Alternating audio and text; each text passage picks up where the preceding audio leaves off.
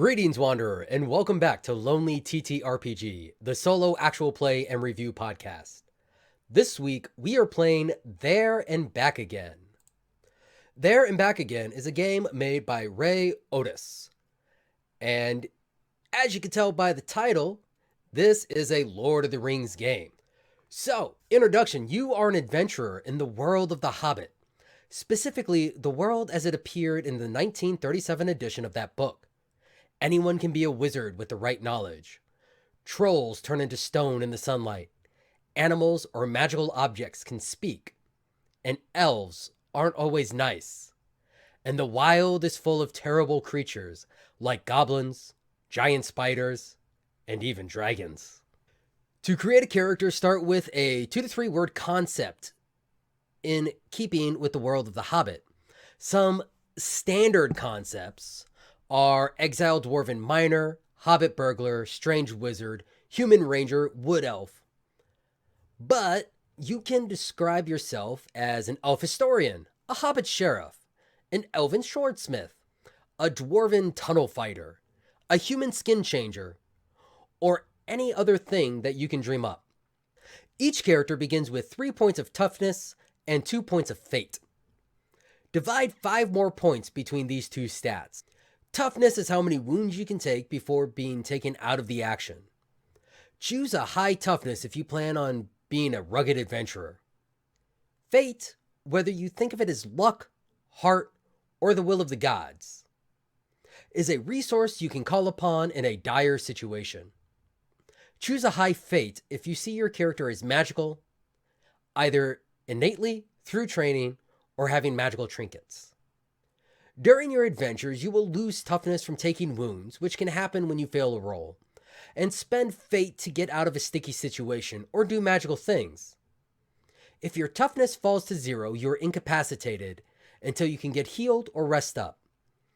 If you take wounds while incapacitated, you die. After a long rest in a safe place, a haven, your toughness and fate return to their starting values. You may also regain points of toughness and fate when you take courage. You may never go above your starting fate or toughness numbers, but you may increase these numbers through advancement. In addition, we have some traits and skills. Choose 2 traits and 3 skills from the list that follow. All right, so traits are in bold and the skills are what's listed after them. So for example, you got rhyming traits, which include the skills singing, playing an instrument, reciting poetry, or telling stories. Fighting is hand-to-hand martial, brawling feats of strength, crafting, forging, repairing, building, appraising, that sort of thing. And remember, magic always requires 1 fate to use aside from any spent on bonus dice. Also, you cannot do magic without using the magic trait. So for example, they give a sample character called Forzo the Hobbit Sheriff, who has a toughness of 6, a fate of 4. They chose their 2 traits as carousing and foraging, with the drinking, scouting, and shooting skills. Rolling die. Whenever you try something risky or complicated, or whenever the GM tells you, grab a 2d6 before rolling. If you want to use magic, go ahead and spend a fate point. If you have a significant advantage, grab another d6. If you have a significant disadvantage, drop a d6.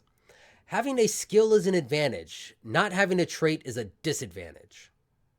The GM determines which traits skills are relevant and is the final arbiter on all advantages or disadvantages.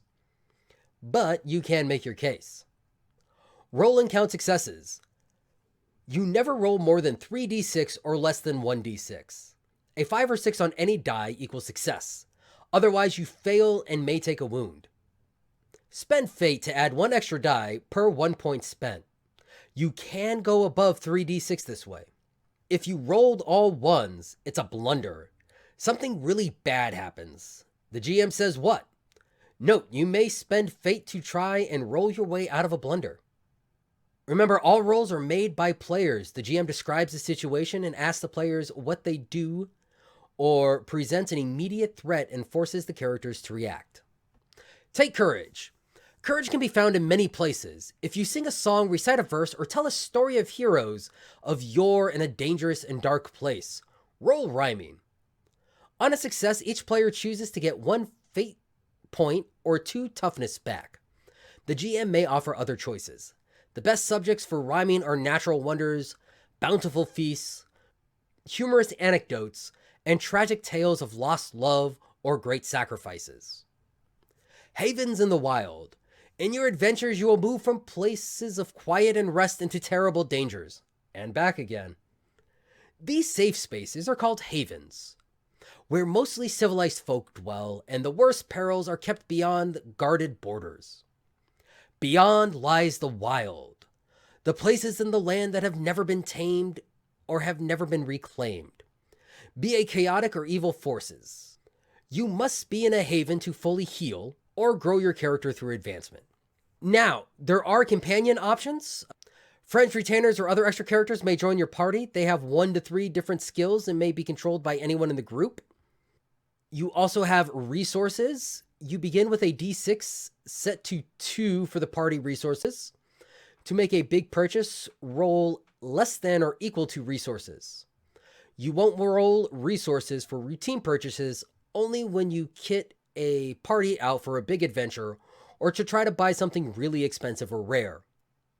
Also, the GM may raise or lower your resource die as appropriate if you are robbed or spend a big sum, find treasure, etc. Advancement. Characters get 1 XP each time they add to the lore of the world with rhyming, secure a treasure, or encounter something dangerous in the wild and overcome or avoid it. Players can spend 5 XP while in a haven to permanently get +1 max toughness, +1 fate, a new trait, or a skill from a trait that they already have. In the event of failures on a failed die roll, make things worse. Occasionally consider failing forward, allowing success with a serious cost or drawback. On a fail, you can also cause a wound, -1 toughness. Really big monsters, deadly traps, severe falls, etc. may cause 2 or 3 wounds. Always push hard on a blunder.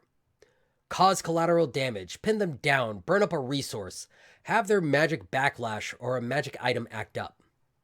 Remember, the world is full of dangerous places, creatures, and people. When you add an important danger, consider making a list of things it will do if the characters don't intervene. So some sample dangers are like Warg Riders of the Bloody Fang, which have a toughness of 1 per goblin and a toughness of 1 per warg. And these might pick up the character scent, gather the wargs, and attack in dark, unsuspected places. And the example they use for this, they have 3 check marks. So it looks like this is a 3-pronged approach. So the players do something and the wargs pick up their scent. And then so many actions later, they gather the wargs, and so many actions later, they attack. So that's actually a good use for your failures and your blunders, is to start a clock like that. Finally, we have magic items. Magic items may be merely wondrous, or they may be called relics. Wondrous items often carry names or have subtle passive effects. Example, glow near evil creatures. Relics confer a magical skill like invisibility, but characters must spend 1 fate to activate them. Any magic item can be lost, broken, discarded, or tainted, of course. And some will have a will of their own. So that is the rules for There and Back Again. It is a very simple system. A very simple 2-page system. So we are going to go ahead and get into gameplay in just a moment. So first things first, we're going to have to go ahead and create our character. So I think we are going to be a hobbit. Might be because I want to be a hobbit when I retire, but at the very least, we're going to be a hobbit now.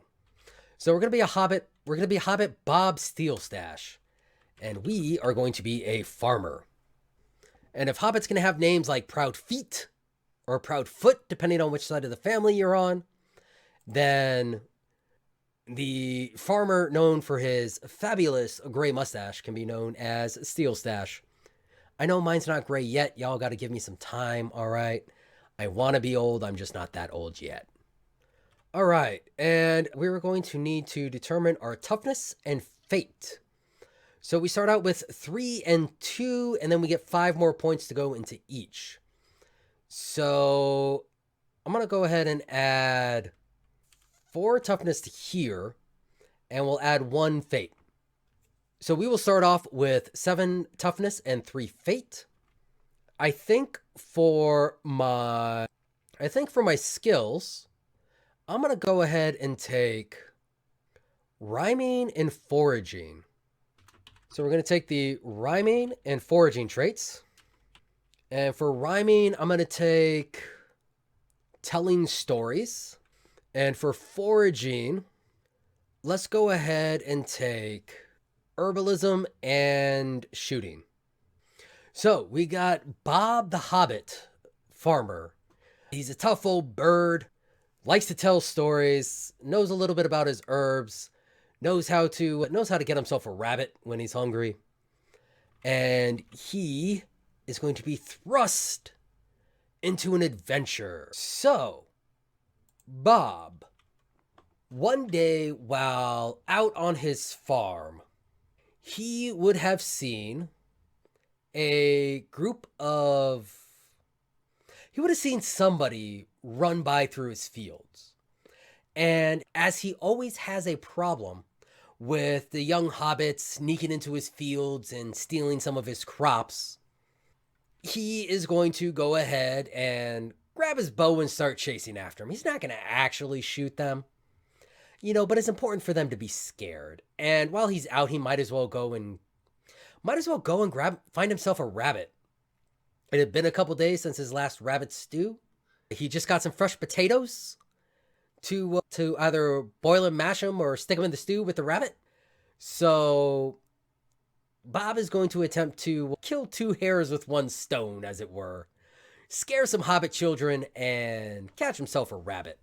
But as he is chasing this thing, he's going to chase it off of his farm and into the forest surrounding the Shire. Now, this is not Lord of the Rings time frame, so the area is not crawling yet. The area is not crawling with bad things yet. However, the forest is starting to wake up. The woods are starting to wake up. There have been some strange stories from the Brandy Bucks. Of course, it is the Brandy Bucks, so you always have to take what they say with a grain of salt. But it is not completely the best thing out there. It's not the safest spot. Like, there are the strange stories. People have been seeing strangers on the road. Like, what strangers are doing in the Shire, nobody knows. But having chased this thing this far and not seeing the children, Bob's now starting to get a little bit concerned because, after all, again, not safe, but not horrible. So Bob wants to make sure that these kids are okay. I mean, it would be a terrible shame if anything happened to the children. I mean, I only wanted to scare them a little bit. Didn't want them to go running off and disappearing into the darkness of the forest. So Bob is going to go ahead and attempt to track where he thinks these things went. So that is going to be a 1d6, if I understand the rules correctly, as I do not have a skill or relevant advantage. Outstanding, that's a 1. I was hoping to fail, I wasn't hoping to blunder. So as Bob is standing there thinking of what to do, he's not even standing there, like he's walking and thinking of what to do. He's kind of walking along now, and he is going to walk into a bit of a trap. He is going to pick the wrong tree to lean against to try and catch his breath. And from around this tree, a goblin is going to pop up. We're going to go with goblin. It's a nice, easy one. Nice, easy start to everything. And this goblin's going to pop up, and it is going to charge at Bob. So Bob is now stuck in combat with a goblin. And we will go ahead and give the goblin a toughness of 1 with no fate. And we'll say that the goblin got the drop on Bob, because after all, Bob wasn't expecting the trap. He was just trying to catch his breath. And so this goblin is going to pop out, and this goblin is going to attempt to attack Bob.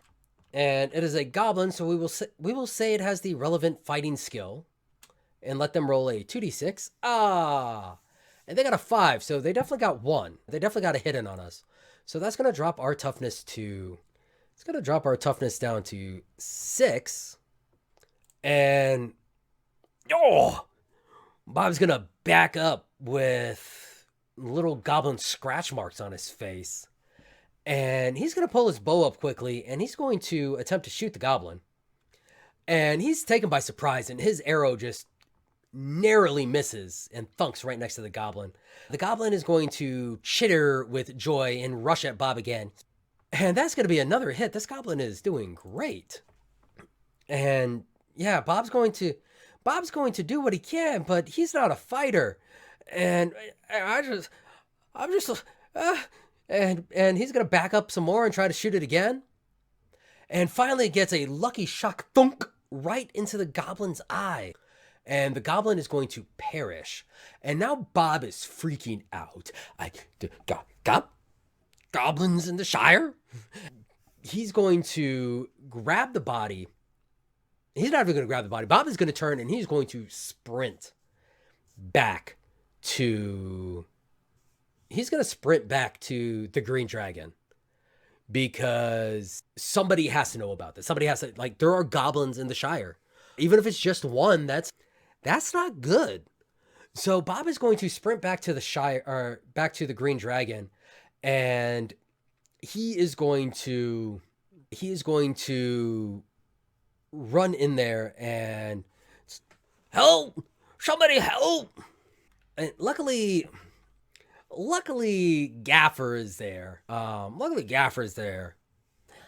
what's this, Bob?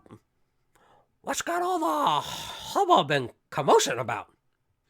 I ran across some goblins in the Shire. There are goblins in the woods. We need to do something. We can't just have goblins running around. It's not safe. And Bob's announcement is going to cause, again, quite a bit of stir and quite a bit of commotion. Because after all, again, having goblins is not safe. So we're actually going to have Bob go ahead and roll a storytelling. We're going to have him roll telling stories to see how well he relates this. I'm going to keep it at 2d6 because I want to give him advantage for having been there and being able to do it. But again, he is still freaked out. So we're going to leave this at 2d6. Unfortunately, everybody's laughing. They just think it's another one of his stories. They just think it's another good time. And so Bob is not going to find any help at the Green Dragon. Unfortunately, Bob is going to have to go home that night. And as he goes home that night and he makes his supper and he's lying in bed, like all he can think about is the chittering goblin. And he's going to go ahead and make his decision that he needs to head up to Buckland. He needs to go find the Brandy Bucks. The Brandy Bucks, at the very least, the Brandy Bucks, at the very least, will send somebody out to investigate. They are a very prominent family. They have a lot of interest. They know the tall people. So the Brandy Bucks are the ones to go see.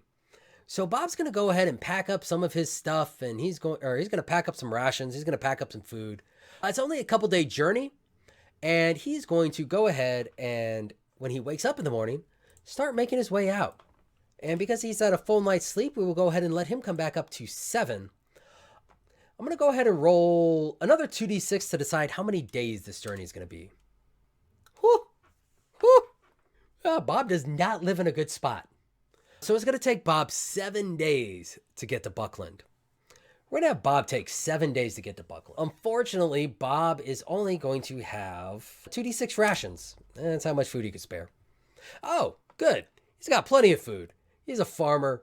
He knows how to preserve his stuff for winter. He kind of dug into some of those stocks, and so he's got his pot. He's got his pack full of preserved and dried foods, and he is ready to go. He grabs his bow and he is out the door. And he's reminded of a poem that he heard a while back. He can't remember. It was somewhere around the Green Dragon. Like, a lot of people said that Bilbo might have come up with it. But, like, the poem just seems really apt right now as Bob gets ready to head to Buckland. And, like, honestly, if Bilbo made it up, it wouldn't surprise him. That kook up at Bag's End, running off with wizards and whatnot. Bob's not trying to run off with wizards. He's trying to warn people about goblins. But again, just the words of Bilbo's poem come to him, and he just can't help it as he just starts singing. The road goes ever on and on, down from the door where it began. Ba-dum, boom, boom, boom, boom, boom, boom, boom, boom, boom, boom, boom, boom, boom, boom, boom. So, for Bob's journey, we are going to go ahead and we're going to do rolling for some random encounters as opposed to just to see if anything happens to Bob while he is on the road. Now, surviving in the wild is a foraging skill that Bob does not have.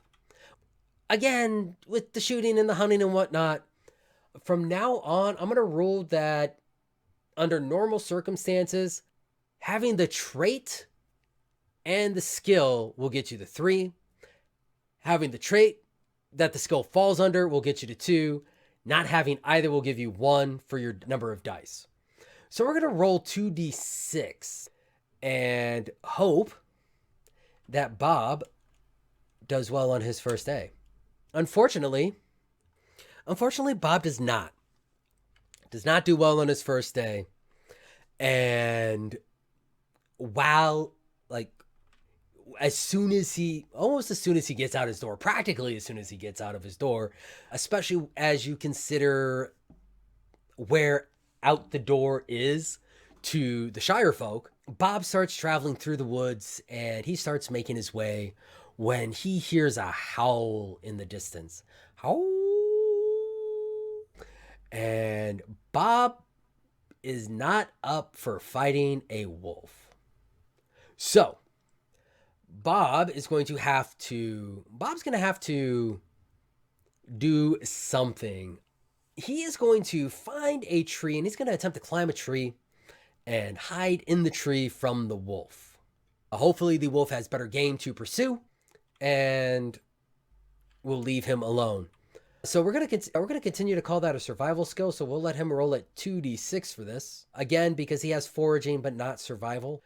Luckily, he is able to get up the tree. The wolf passes by. It sniffs at the base of the tree for a moment, but it leaves Bob be.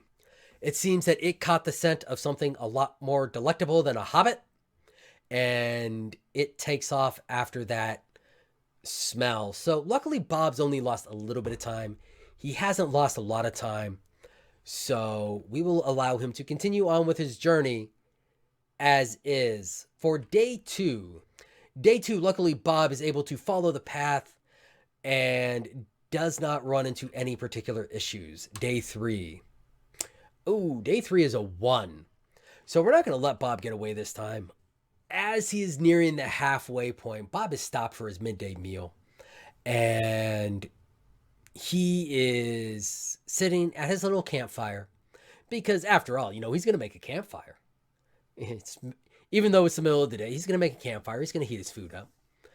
And as he is sitting there enjoying a delectable soup made from leeks and radishes and a little bit of cheese, something else seems to be attracted to the smell.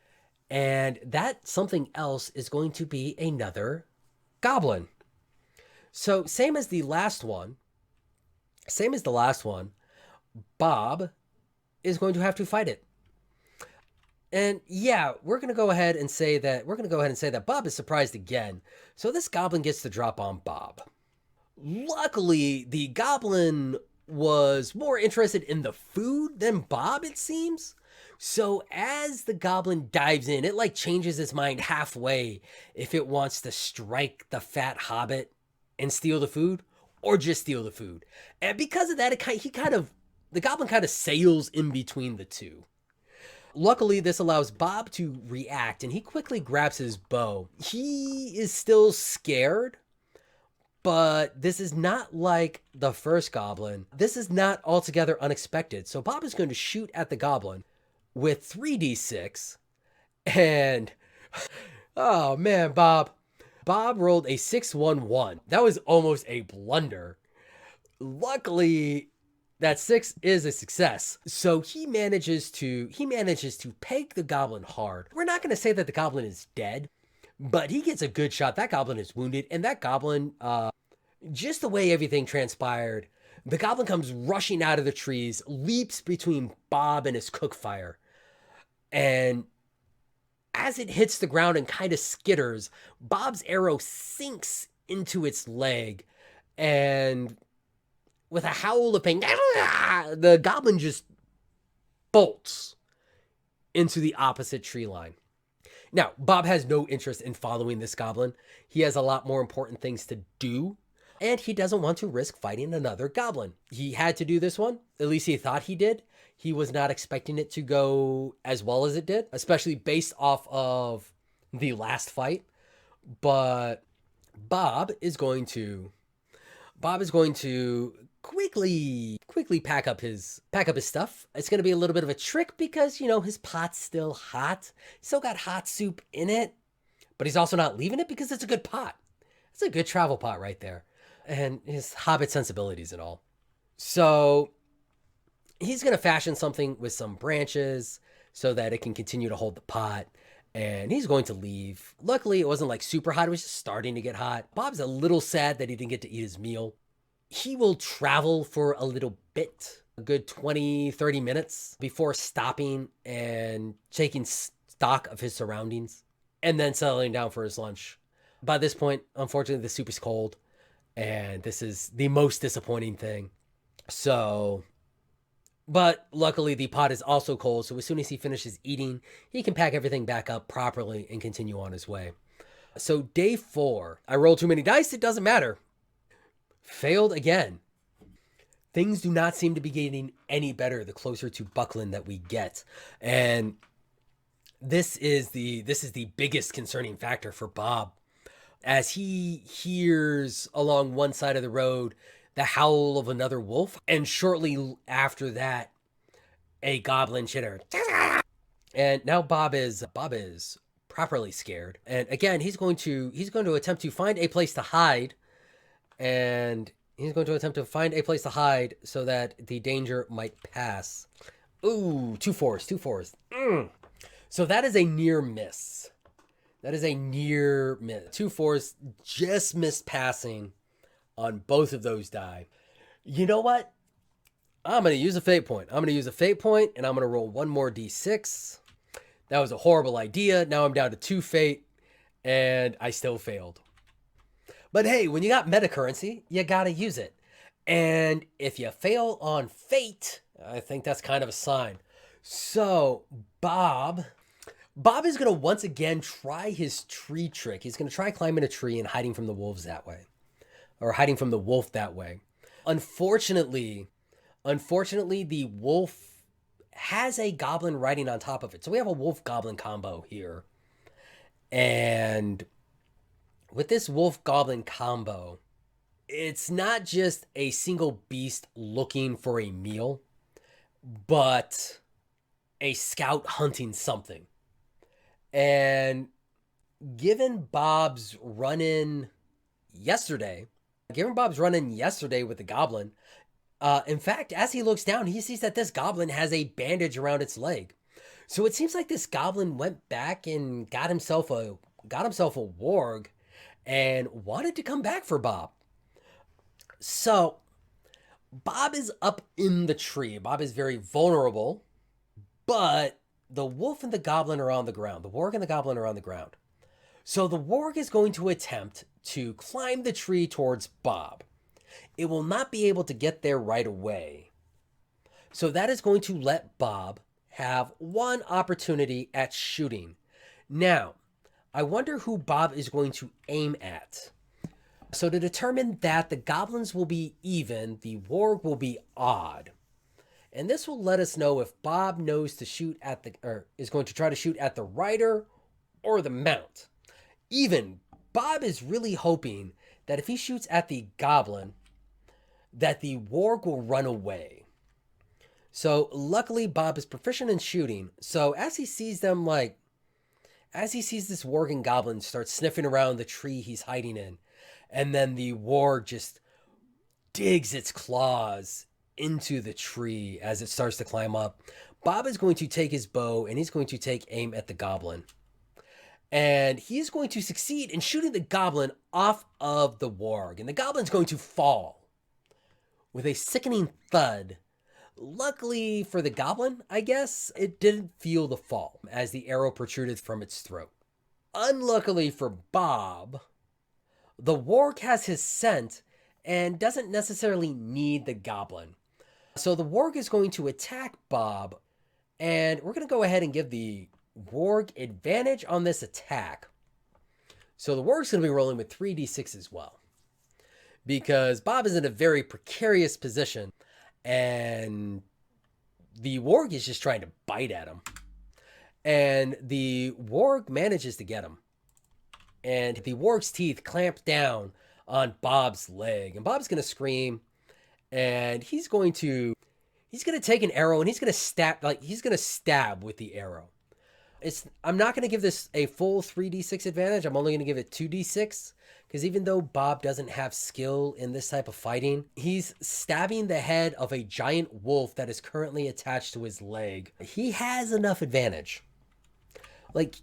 Really, it's more a case of can he do damage as opposed to can he hit. Unfortunately, Bob is really freaking out about this. And his wrist angle is all wrong. And he slides it along the pelt as opposed to getting it in there. So the warg is going to attempt to bite again and clamp down harder at his same advantage. And that continues to work. The warg got another hit. He is now drawing blood. Bob is once again going to stab straight down with this arrow. Oh my God, Bob, come on. Get off me. And it's just not working. So unfortunately, the warg is going to bite again. Luckily, after getting a taste of blood in its mouth, the warg seems to be a little overexcited and completely pulls his head in the wrong way to snap down. But it doesn't matter. Bob cannot capitalize on the warg's miss. And it's not like Bob can climb down either or anything like that. All Bob can do right now is fall. The warg is going to attack again. The warg is going to get another bite. Bob is now in some bad shape. Let's hope that this time he actually succeeds.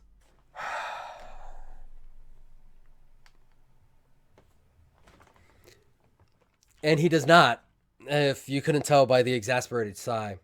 Going again for the warg. Another success. Bob feels a sharp pain in his leg. And he is going to continue to do everything that he can. Oh, God! So close. I saw success and then it rolled off of it. And it's digital dice. It's digital dice. I don't know why they would design the roll, you to be able to see the roll in digital dice. It's heartbreaking. Bob is desperately clinging to life. Luckily, the warg, when it pulls its head back, pulls it back a little too far on its next attack, and just can't quite get it. I'm gonna go ahead and spend another fate dice. We really need to deal with this warg. God! Potato. I'm gonna spend my last fate dice. Potato. 2 fate dice. I used 2 fate dice, and I got 4, 4, 1, and 2. Bob, you were so close, Bob. All right. Once again for the warg. And, of course, the warg gets another hit. Can roll 5 and 6s all day for the bad guys. Unfortunately for Bob. Bob, come on, Bob. You need this. You were down to 2 health. Potato. Bob, you're down to 2 health. I need you to pull it together. All right. The warg going in for another attack. Of course, landing its attack. Bob has lost a lot of blood. Bob is feeling very woozy. This is probably Bob's last opportunity. And he misses. Oh, thank goodness. The warg misses its next attack. Bob, I need you to do this, Bob. Come on, Bob. Come on, Bob. Potato. Again, I saw success only for it to land on a 1. Luckily, the other one was a 4. It wasn't ones across the board. But Bob has failed, and I don't think his luck can hold out. His luck is continuing to hold out. The warg seems to have slipped a little bit. And just can't quite position itself back up. With a last desperate gamble, Bob is going to reach for his bow. There's a little bit of distance between him now, and he's going to point blank aim. And that does nothing. And the warg charges back up, wraps its teeth firmly around Bob's leg this time, and drags him out of the tree and into the forest. And that is there and back again. Unfortunately, it seems that Bob couldn't make it. Bob could not get to Buckland in order to warn the Brandy Bucks about the goblins in the woods, and his life was claimed by those goblins.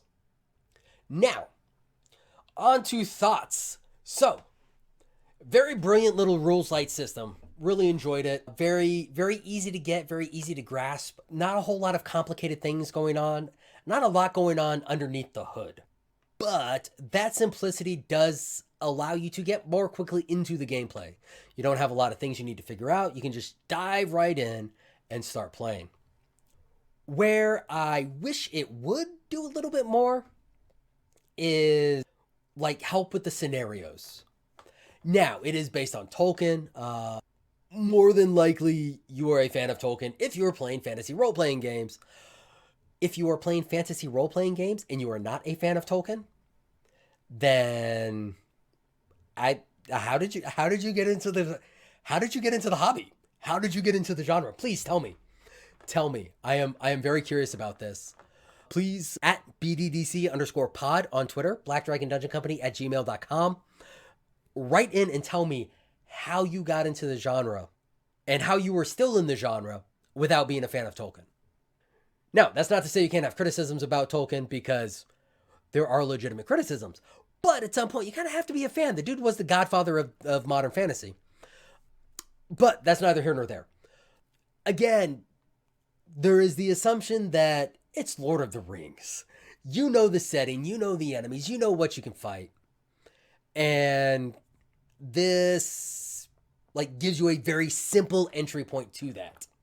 A very easy, very, hey, roll up a quick character and go have fun. And that's all that it is. It's fun. It is a fun game.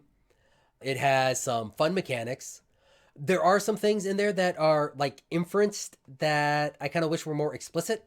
Like I said, in the sample dangers, it had a checklist of several that I wish was kind of explicit on how to, where it would explicitly state, hey, when building a danger, make sure it is a checklist of these things.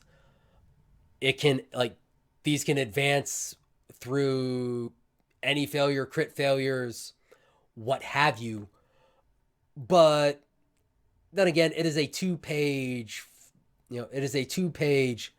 print, fold, take with you, fun little game.